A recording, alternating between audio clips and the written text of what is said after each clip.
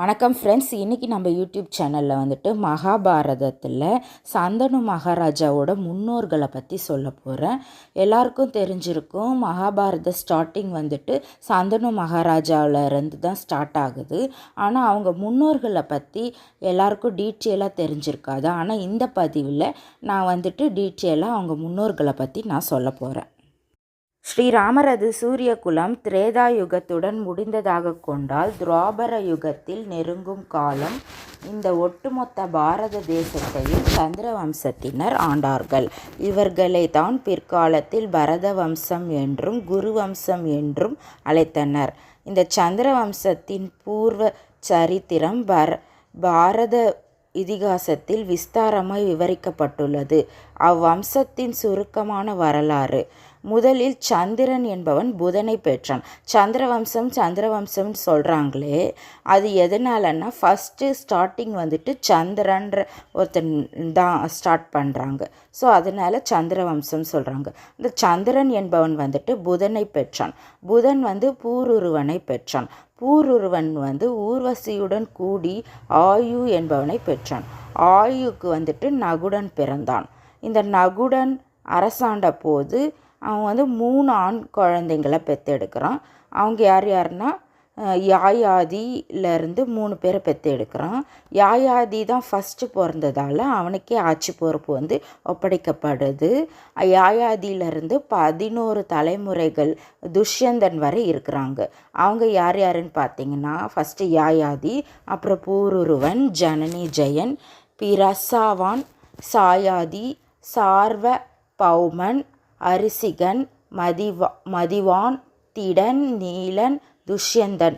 இவங்கெல்லாம் 11 பேர் இருக்காங்க. இதில் துஷ்யந்தன் உங்கள் எல்லாருக்கும் தெரிஞ்சிருக்கலாம். துஷ்யந்தன் யாருன்னா சகுந்தலையோட புருஷன். சகுந்தலை யாருன்னா விஸ்வாமுத்திரரோட பொண்ணு. விஸ்வாமுத்திரருக்கும் மேனகைக்கும் பிறந்த பொண்ணு தான் சகுந்தலை. அப்போ இவங்க 2 பேரோட பையன் பரதன். இவன் ஆட்சி செய்த காரணத்தால் தான் இந்த பாரத தேசம் பரத கண்டம், பாரத தேசம் அப்படின்லாம் பெயர் பெற்றிருக்கிறது. ஏன்னா இவன் பரதன்றவன் ஆட்சி செஞ்சதால். இந்த பரதனோட மகன் பௌமன். அதுக்கப்புறம் அவனோட பௌமனோட மகன் சுகோந்தீரன். அப்புறம் அவனோட மகன் அஸ்தன். இந்த நகரத்துக்கு அஸ்தினாபுரம்ட்டு பேர் இருக்கும். எல்லாத்துலேயும் மகாபாரதத்தில் எல்லாத்துலேயுமே அஸ்தினாபுரம் பற்றி சொல்லாதவங்க இருக்க மாட்டாங்க. எல்லா எபிசோட்லேயும் அஸ்தினாபுரத்தை பற்றி சொல்லியிருப்பாங்க.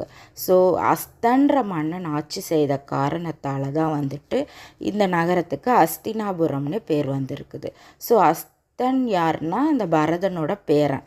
அவன் ஆட்சி செய்த காரணத்தால் அஸ்தினாபுரம் வந்திருக்குது. அப்புறம் நிகும்பன், அது அஸ்தனோட பையன் நிகும்பன். அப்புறம் நிகும்பனோட பையன் அரசமீலி. அப்புறம் அவனோட பையன் வருணன். அப்புறம் வருணனோட பையன் குரு. இந்த குருவால் தான் இவங்களுக்கு குரு வம்சம் அப்படின்னு பேர் வந்திருக்குது. இவங்களால தான் இந்த பரத வம்சத்துக்கு கௌரவர்ன்ற பெயரும் பெற்றிருக்காங்க. அப்புறம் இந்த மன்னன் யாகம் செய்த இடத்திற்கும் இவன் அரசாண்ட நாட்டிற்கும் குருச்சேத்திரம் அப்படின்ற பேர் வந்திருக்குது. இந்த குரு தான் பிரதிபனை பெற்றெடுக்கிறாங்க. பிரதிபன் யாருன்னா இந்த சந்தனு மகாராஜாவோட அப்பா. ஆனால் இந்த பிரதிபனுக்கு 2 பையன். ஃபஸ்ட்டு தேவாபி, சந்தனுன்னு 2 பேர் இருக்காங்க. தேவாபி தான் ஃபஸ்ட்டு பையன். ஆனால் அவனுக்கு அரசாட்சி மறுக்கப்படுது. ஏன்னா அவனுக்கு ஒரு தோல் நோய் இருக்குது. ஒரு அரசனுக்கு வெளியில் தெரியும்படியான எந்தவித குறையும் இருக்கக்கூடாது. அப்படி இருந்தால் அவன் எவ்வளவு திறமை வாய்ந்தவனாக இருந்தாலும் சிம்மாசனத்தில் அமரும் தகுதியை இழப்பான். அது மனு தர்ம சாஸ்திரத்தில் கூறப்பட்டுள்ளது. அதன் அடிப்படையில் தான் தேவாவிக்கு வரவேண்டிய அரசாட்சி அவனுக்கு ஏற்பட்ட தோல் நோயின் காரணமாக அவன் மூத்தவனாக இருந்தும் கூட மறுக்கப்பட்டது. அதே வகையில்தான் பிற்காலத்தில் துருதராஷ்டிரனுக்கும் கண் பார்வை குறைபாடு காரணமாக ஆட்சி பொறுப்பு உரிமை மறுக்கப்படுகிறது. இப்படியாக அரசாட்சியை பெற்ற இந்த சந்தனு ஒரு நகரத்தை ஆளுதல் போல பெரும்பாலான பாரத தேசம் முழுவதையும் குறையில்லாமல் கட்டி ஆண்டான். அவன் கையில் வில் ஏந்தினால் பகை அரசர்கள் அவனது காலில் வந்து விழுவார்கள். யுத்தகலத்தில் என்றுமே வெற்றியை மட்டுமே பெற்றவன் அவன். அத்தனை சிறந்த ஒரு வீரனாக திகழ்ந்தான்.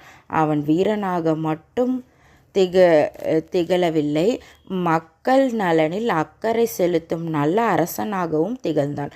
கவிஞர்கள் போற்றி பாடும் முழுமதியில கூட குறை இருக்குமா? ஆனால் சந்தனுவிடம் எக்குறையும் இல்லை.